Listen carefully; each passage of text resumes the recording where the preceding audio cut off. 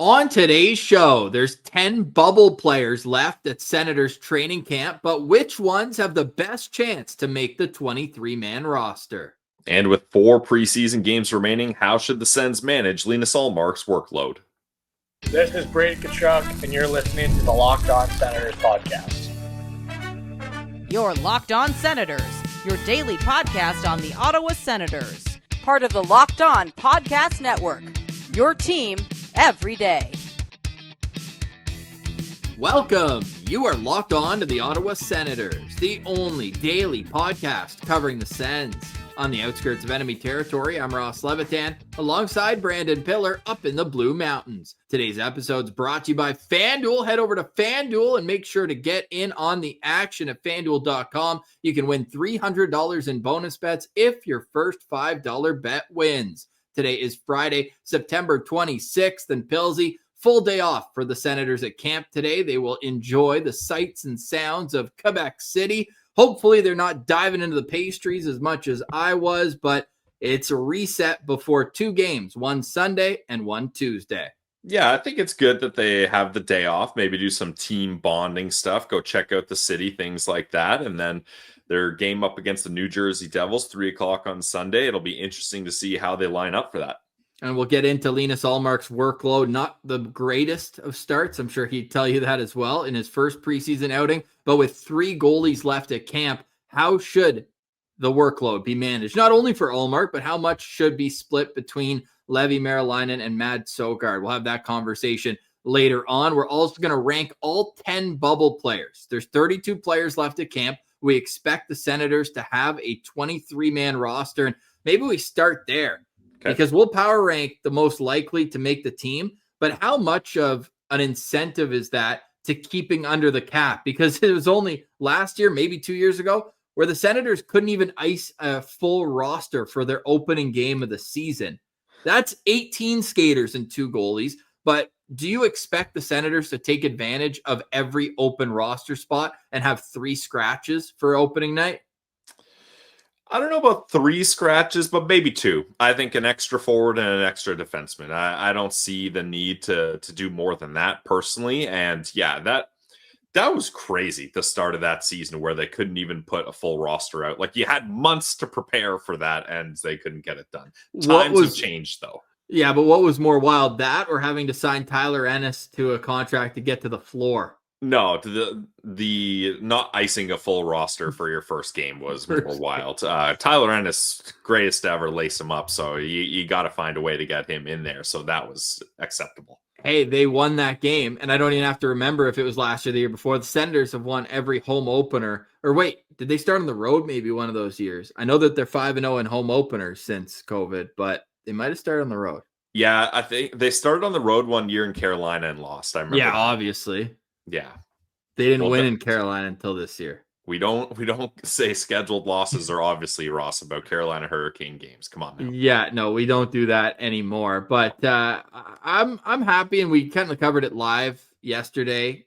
Our immediate reaction, we didn't have time to really analyze and get through who was cut, who's coming into the second week of training camp with a real opportunity to make the team. I do find it hilarious that Hayden Hodgson is the investment protector sticking around at camp. And maybe it's also a compliment to, hey, it's unfortunate you got injured in that second game you played down the stretch, because he did his job against the Montreal Canadiens in that game late in the season. So to me, he is the easy number 10 of most likely to make the 23-man roster. But I'll say they do keep 23 on the roster, and for the only reason that Lars Eller, all signs are pointing in the right direction, but he still hasn't gotten into a preseason game. So I think that if we get closer and closer to opening night, October 9th, and he hasn't played 1 or even 2 preseason games, they might keep an extra centerman just in case. Why not? Why not? Especially if it's Stephen Halliday doesn't need waivers. If it's Jan Jannicki does. But I think that one of those two could just be an insurance and stay through camp. Clearly, they want to give Stephen Halliday every opportunity to play with the big boys. They see him as an NHL player, I'd imagine, as soon as next season. But I just see, obviously, they're going to keep a winger with Batherson being an unknown to start the season. And then you imagine, I mean, they have 7 defensemen on one-way contracts. And then if Nick Jensen isn't good to go, you probably still keep around, whether it's Yakimchuk or Lassie Thompson, just in case. Yeah, I get the feeling that Lars Eller will be ready for the regular season. And I mean, this is a veteran, so I don't know if they feel that he absolutely needs to get a preseason game or two under his belt before getting going. And he's going to be playing fourth line eight or so minutes a night. And also, if you need, Nick Cousins can play a little center, I think, as well. If he's got to play a game or two at center on the fourth line, that's not the worst thing. I think that would be better to manage that fourth line internally rather than have Stephen Halliday or Jan Yannick not in Belleville. Because like I mentioned yesterday, I truly believe Michael Andlauer sees the need to emphasize building a successful team in Belleville much more than in years past. They could, though, come to that first game and still make it to Belleville. It's not ideal, but the Belleville Sens start their season on the Saturday, October 11th. So true.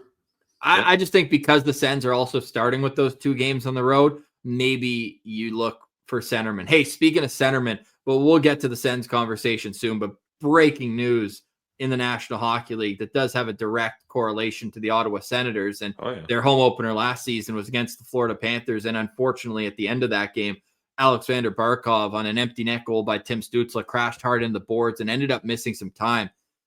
He went down in practice 2 days ago. And sometime I don't think is going to be the extent of it. Elliot Friedman just tweeting out that they are bracing for the possibility that Alexander Barkov's season could be over. And before Sens fans say, oh, like, how does that affect the Sens? Like, you don't want to see that ever. We saw that firsthand with Ottawa with Angus Crookshank going, and just hearing from him the recovery that has to go into that. The NHL is a much better league when Alexander Barkov is playing. He's one of the premier centermen. When we did our Atlantic Division rankings, we had him as what? The best center in the division? Like, I take him over Austin Matthews head to head. That sucks, man. Yeah, it's tough for the Florida Panthers. I mean, the Ottawa Senators are going to be playing the Panthers in their second game of the season in Florida. So to be playing a Panthers team with no Matthew Tkachuk or no Alexander Barkov, that certainly changes the landscape too. But Ross, another part of the conversation that makes the Barkov injury so terrible, man, if you're Team Finland, you're looking at this and you're very disappointed. Finally, the Olympics are welcoming back NHL players, and your captain and easily your best player isn't going to be there. Man, that is such a devastating blow for the international game as well.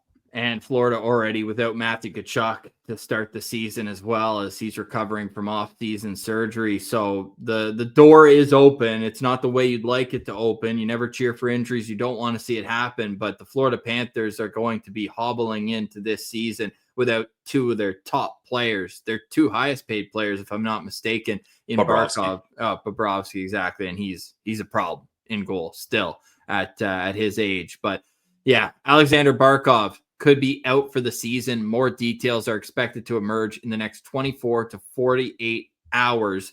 Elliot Friedman, obviously, first on the beat. And it's almost like when Elliot Friedman says, like, this trade could happen, it always does within there's smoke, there's fire type thing. An hour. Yeah. If Elliot Friedman says this might happen, in all likelihood, that is the situation. So our thoughts go out to Alexander Barkov, and that's tough. Not a doctor. I'll steal Pilsey's words here, but the thought was, and there was video of it, it was circulating on social media, that it could be an ACL. So that's a tough one to get back from. We wish all the best for Alexander Barkov. The Senators do play the Florida Panthers in the second game of the season down in Sunrise. Okay, who will be on that roster? The Bubble Players Power Ranking is next. You're listening to Locked On Senators, your team every day. Today's episode is brought to you by our friends over at FanDuel. You guys know FanDuel is the official online sportsbook of the Locked On Podcast Network, and the NFL season is here, and FanDuel is making sure you're ready for every kickoff with a can't-miss offer. Right now, new customers can bet just $5, and if your bet wins, you'll get $300 in bonus bets to use across the app. I love FanDuel, Ross loves FanDuel, and you should too, because it fits however you like to bet. Player props, same game parlays, or even jumping in live as the action unfolds. It makes every game more exciting, whether you're watching your team or just keeping an eye on your fantasy lineup. This NFL season has been wild with upsets. Thursday night football had a time expiring field goal to win the game for the Seahawks. Quarterback injuries all over the place. So this is a wild NFL season to get in on. And if you're going to get in on the action, do it with FanDuel. It's quick, easy, and the best way to add a little more energy to Thursdays, Sundays, and Mondays. So you ready to play? Download the FanDuel app now by visiting FanDuel.com to get started. That's FanDuel.com to place your first $5 bet.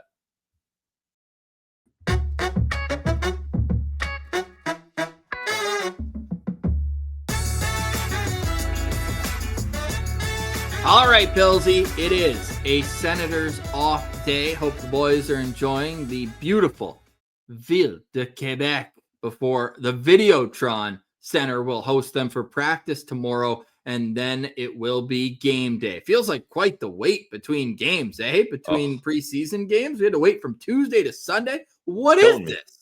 Yeah, it's killing me. And I'm so accustomed, Ross, to Senators. It's like Thursday night football. Thursday is Senators game day, typically game night. And no game on a Thursday is going to be weird for a little while here. Yes, it will be. And at least the Senators did get a good taste in their mouth, tying the game late with Shane Pinto and then winning the game in overtime with Shane Pinto. Shane Pinto's a lock for this team, but there are a number of players who are not. Before we get to the actual power rankings, if you missed it yesterday and you're just catching up, well, here are the players remaining at camp. Because there are so many of them, we did not have room for the goalies on this graph, so we will just let you know that we'll talk about them later. Ullmark, Marilainen, and Sokard. But up front, they are keeping 6 lines, and that includes the 2 injured players, Lars Eller and Drake Batherson. And on the back end, it's the equivalent of 5 pairs. It's 10 defensemen, but it is worth noting that they have 2 extra right shot defensemen in camp, and they only have 4 on the left side, which includes Tyler Kleven, who did travel to Quebec City, but is unknown status-wise for either of those 2 games. Donovan Sabrango is the bubble player who remains on the left side. So, all this to say, we do have a top 10 list, but it gets contentious right at the top, Pilsy. Ooh. There's 2 players, both acquired this offseason, and they both scored this preseason. Yep. They both look good in different areas. And the fans, they're pretty split on which one's going to make this team. We tweeted out at Sens Central. Go have your say there. Who has a better chance of making the 23-man roster? Is it Arthur Kaliyev or Ole Lycksell? Voting just open, 180 votes in, 52 to 48% in favor of Arthur Kaliyev. And that's where I know you voted, and I voted for for Lycksell. So we were going to start with obviously number 1 on our top 10, but we said, hey, if I have one, you have the other. We got to let the citizens decide. And I think they've whispered. They haven't spoken yet confidently, but they're whispering that it could be Arthur Kaliyev. Why are you on that side? Well, wording of a poll is everything, Ross. You know that better than anyone. Yes, I feel we like want to uphold the standards. Yes, the standard is the standard. I feel like so many of your polls, Ross, the first comment is a loophole around the way you worded them. No, So the first comment is always great poll, Ross. yeah, that's how you know. So we do get a lot of like 50-50 polls, I will say. Your polls have gotten a lot better. I will give you that. The poll Thank game has really improved. So thank you. The wording is Would you say I'm in pole position? Who has a better chance to make the Sens 23-man roster? That is why I voted, and I'm leaning towards Arthur Kaliyev. Now, if the poll had said who has had a better training camps and preseason so far, I would have voted Ole Lycksell. But here's my argument for Arthur Kaliyev. We know the Ottawa Senators have been after this guy since he was drafted not by the Ottawa Senators, and especially since Michael Landauer and Steve Stais took over this team, as they had familiarity with Arthur Kaliyev in the Hamilton Bulldog OHL days. Now, I believe Kaliyev brings a specialty to his game Obviously, goal scoring, skating, not so much. A B game, playmaking, not so much. But that's a guy that can score goals. I view Arthur Kaliyev as this year's version of Adam Gaudette. They want to find a guy that in the bottom six, and more specifically the fourth line, can provide some offensive punch to those few minutes that he's going to play. And there is a chance he could be playing on that second power play unit. He's seen power play time in the preseason games here, even with some of the top dogs. So I believe they really want to at least give Kaliyev a chance to be that guy that provides offense. And I think that we'll more likely see the Ottawa Senators have Kaliyev there than Ole Lycksell. Fair. And if Drake Batherson's injury was here and Ottawa had a set bottom six, I would have voted for Arthur Kaliyev, but it's pretty clear that they're comfortable with Claude Giroux and Fabian Zetterland in the top six and Michael Amadio on the third line, which means you're not looking for a guy necessarily to be that pop of offense that Arthur Kaliyev can. You're looking for, if it was me picking the team, an overall solid bottom six player that does everything decently well, rather than a guy that's very good and very bad. The consistency of Ole Lycksell is why I've got him where I do as the 13th or 14th forward on this team. And I think that he's shown in camp that he deserves to be that guy with his all-around game. Travis Green said the players are going to decide where they play. So if he's true to his word and there aren't the backdoor conversations where it's like, oh yeah, but we want to give Kaliyev this opportunity. If you're going based on merit through 2 games and there's still 4 more to go, I've got Ole Lycksell a little bit ahead of Arthur Kaliyev.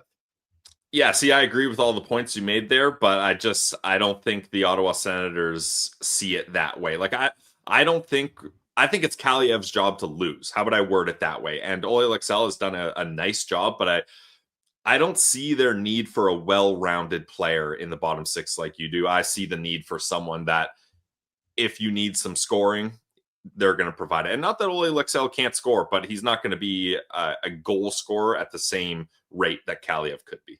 Okay, so the people have spoken, and Arthur Kaliyev is number 1 on our power rankings of the NHL bubble players. And where would you draw the line before we list them all off of guys who legitimately have a chance to make this team? Probably after Zach McEwen. I think there's a line there. I wouldn't mind at all if Zach McEwen is the 13th forward and he's playing somewhere between 20 and 40 games, just being plug and played into the lineup throughout the NHL season. Although I also wouldn't mind if he goes to the AHL, because we know Zach McEwen is a very effective AHL player and can provide scoring and physicality down in Belleville. I know it's not the fun answer, but I think we need to look at the writing on the wall. I truly believe that Ottawa Senators are going to start Carter Yakimchuk in the AHL. It just doesn't seem like he showed enough, or not even that he didn't show or did show enough, Ross. I just think they showed last year that they want to be responsible and take the patient route with Yakimchuk. So I think we all need to temper expectations and expect him to be down there.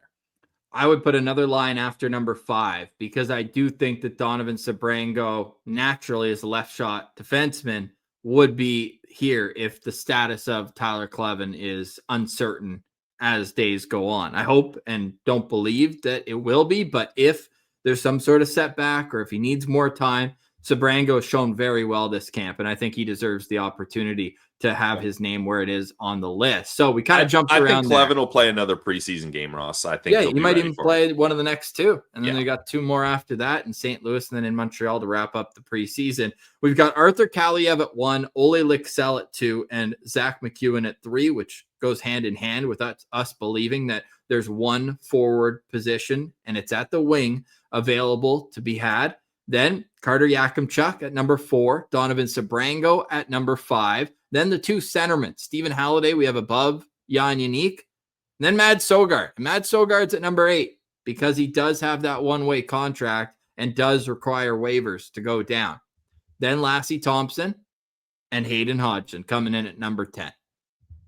That's the list. That's the guys right now, and we'll update this after the 2 games in Quebec City, because if merit does matter, then there's going to be some changes after we see 2 more opportunities Yeah, the Matt Sogard one is an interesting one because I don't believe the Ottawa Senators think he is a better option as a backup in the NHL than Levi Merlainen. It's strictly contractual, and maybe they want to get Levy playing consistently in Belleville, get him off to a hot start, then make that swap a little later on. And then maybe you don't have to worry so much about if you're trying to slip Mads through waivers that some team will pick him up because other teams will have their goalies set the way they want on their NHL rosters. And then Lassie Thompson, I think the Ottawa Senators would prefer if they're not in a situation where he needs to be playing in the NHL for them. I think he's just a nice option. And Hayden Hodgson, I think, will only be placed in the lineup when Travis Green feels there's a need for physicality or a need to protect certain players. Yes, which could happen Tuesday against Montreal and Quebec City, and then Saturday in Montreal against the Habs. I would expect Hayden Hodgson to play in both. I want him to play in both games. Yeah, of course. He's fun, man. Even like not even just like the fighting, but he was throwing solid hits. And about a classic preseason moment, I forget the turn of events, so forgive me. But when in the preseason game against Toronto, the second game, he's so close to dropping the gloves and jumping John Fars, and then he's like, no, actually, you know what? No, I'm not going to do that. You're good, John. No worries. We're all good here. All good here, fella. All good here. What should the goaltending look like in Quebec City and beyond? 4 games left in the preseason. How much of a warm-up does Linus Ullmark need? And how much opportunity should be given still to Mads Sogard? Those conversations are next. You're listening to Locked On Senators, your team every day.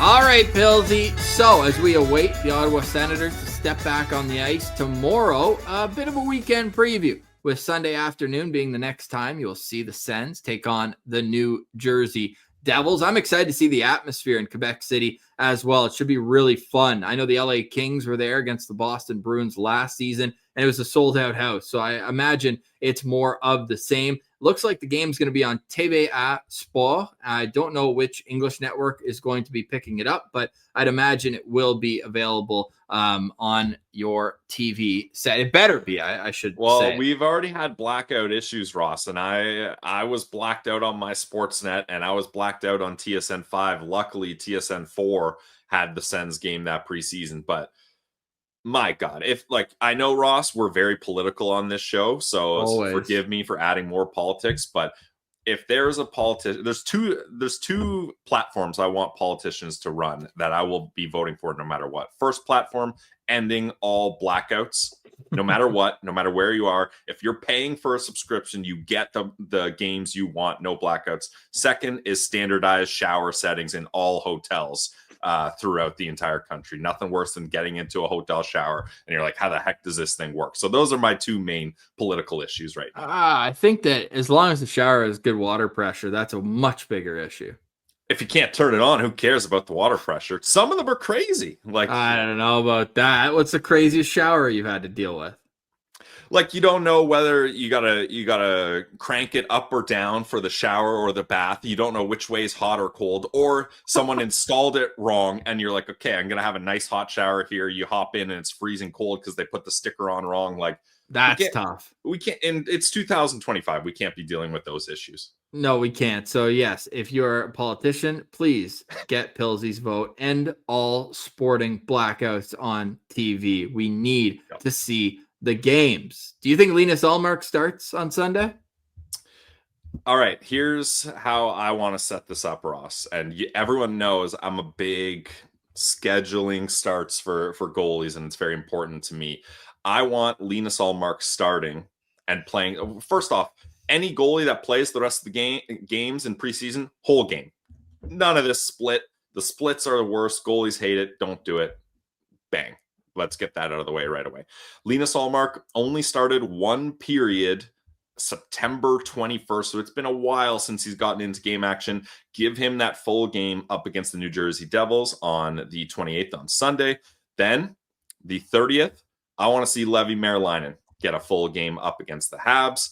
Then the next game is October 2nd up against the St. Louis Blues. Let's see Mads Søgaard get a full game there. Not a division rival, a bit of an easier opponent, I would say, or at least less pressure opponent. The Blues did have a nice year last year, but give Mads Søgaard a full start just to see how things are there. And then the final game, give that one to Linus Ullmark as well. I want Linus Ullmark playing the final game. So get him going this Sunday to get the confidence back up, and then get him playing the final game of the preseason up against the Habs to really be like, all right, let's hit the season running. You're going to play in this game and then games coming up in the regular season.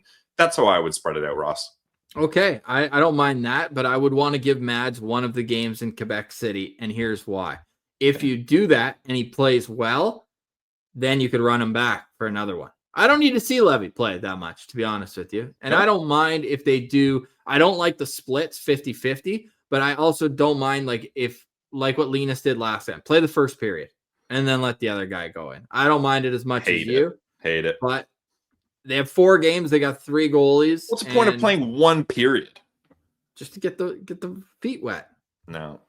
And then go for a workout. Yeah. What are you, a higher up?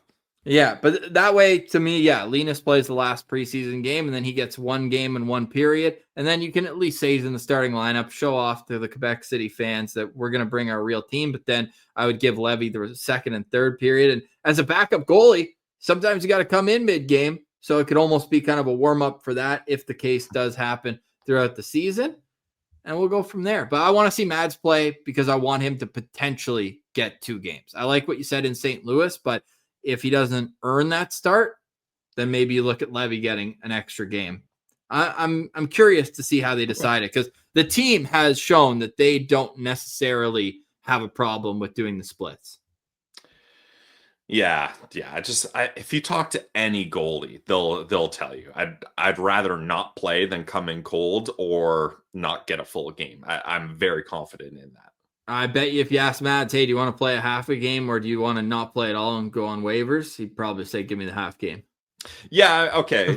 Fair point. If it's between not playing at all, like the rest of the preseason, fair. I will concede that point to you. Yeah. So we'll see how it all shakes out here. But one thing's for sure, there are roster spots available, and the uncertain status of Drake Batherson adds an extra wrinkle into how the Senators could be shaping up as they enter the regular season, taking on the Tampa Bay Lightning, who, speaking of injuries with Alexander Barkov, Matthew Tkachuk out, both of those players won't be in the lineup when Ottawa takes on the Panthers in the second game of the season. Tampa Bay's without Nick Paul to start the season as well. He had a surgery, I believe, or is at least out, and he won't start the season. So the Atlantic Division, man, it's wide open to start here. And the Montreal Canadiens are dealing with injuries themselves. Ryan Backer out a month. I believe there's a couple other injuries to defensemen. I think Dobson has a small injury. Brandon Piller, not a doctor, but I think he's going to be out for a little bit as well. So, what part of the body is the small on? Okay, I'll say minor. Oh, okay. Nice. Yeah. It's, and those preseason games always get so ridiculous. I'm kind of glad. I think it's weird they're going to St. Louis. Yeah. And obviously the Devils aren't the typical opponent. Hey, we'll see if Angus Crookshank's in the lineup. Yeah, that'll be fun. Well, I mean, the Devils, Brady can spend a night at his house. He spends his off season. He can't. Oh. Game's in Quebec City, fella. Okay, never mind. Well, I was going to tie them both to Brady. Brady and St. Louis. I feel like that's the connection there. Yeah. No, I don't mind. Probably that do at some all. NHL 26 promo stuff.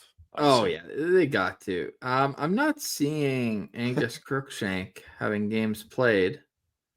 And that's because that's last year's preseason stat. It's hard to find preseason stats. Yeah, they do make it a little bit more difficult, which is annoying.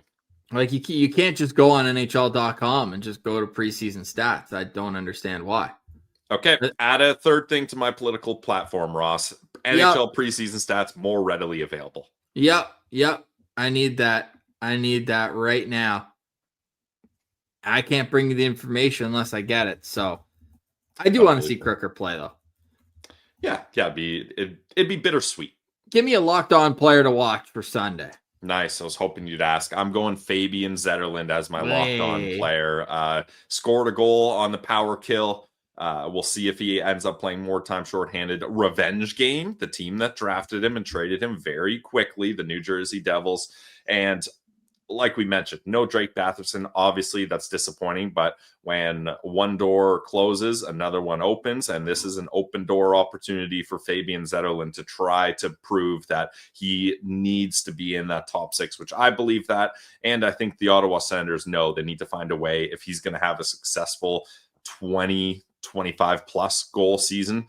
He can't be playing in the bottom 6. Nope, and I like that call. I'm going to go with Thomas Chabot. We haven't even mentioned, and the Senators have done a great job chatting with him and doing the video before training camp of his summer in Saint-Marie-du-Beauce, which is right near Quebec City. So it's a homecoming of sorts for Thomas Chabot. He's requested to play in both games, and he has 70 tickets for each game, and that's just what he got. Obviously, there's going to be way more people there that are excited to see Thomas Chabot. The hometown kid does good, and he'll have his best foot forward, just like Drake Batherson did last year when they went to Halifax and Cape Breton.